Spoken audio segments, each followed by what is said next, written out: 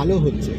যেমন দেখা যাচ্ছে যে তোমার ক্ষেত্রে তুমি কিন্তু সব লেভেলে এসে গেছো, তোমার এই 10টা ক্লাসে তুমি মোটামুটি লেভেলে এসে যাবে, পরের 10টা ক্লাসে ইউজ টু হয়ে যাচ্ছে, মানে তোমার ভয় ডর কনফিডেন্ট লেভেল অনেক হাই হয়ে যাচ্ছে।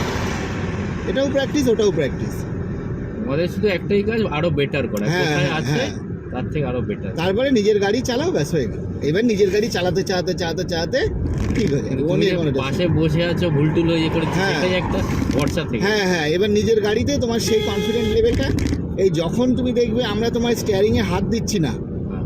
বা অন্য কোনো প্রসঙ্গ নিয়ে কথাবার্তা বলছি, তখন ভাবে তুমি শিখে যাচ্ছ, পাকা খিলাড়ি হয়ে গেছো তখন।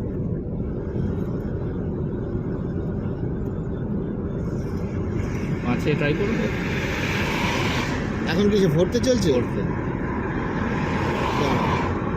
একটু প্রেশার রাখো রেসের, সিস্টেমটা বোঝো, হয়ে গেল। এইবার কিন্তু 5 গিয়ার চাইছে, চলো ফুল ক্লাচ 5th গিয়ার। হ্যাঁ, বোঝাতে পারলাম কেসটা? মানে এবার প্রেশারটাকে একটু ধরে রাখবে, তাহলে দেখা গেছে তুমি যদি 1 থেকে হিসাব করো 5th গিয়ার পর্যন্ত, প্রত্যেকটা গিয়ারের প্রেশার আলাদা। তুমি যেই বললে আমি তোকে বারণ করলাম, কেন না, তোমাকে রেসের প্রেশারটা বাড়াতে হবে, তখন দিয়ে এই শিফটিং করছো। তা আমার কিন্তু তাও মনে হচ্ছে শিফটিং এ না একটু প্র্যাকটিস লাগে। হ্যাঁ 5 থেকে 4, 4 থেকে। হ্যাঁ হ্যাঁ, ওগুলো প্র্যাকটিস Movement গুলো আর কি। হ্যাঁ, ওগুলো তুমি আজকে প্রথমে আসলে তো, এগুলো একটু পরে যখন আরও স্লট হবে তখন করে নেব।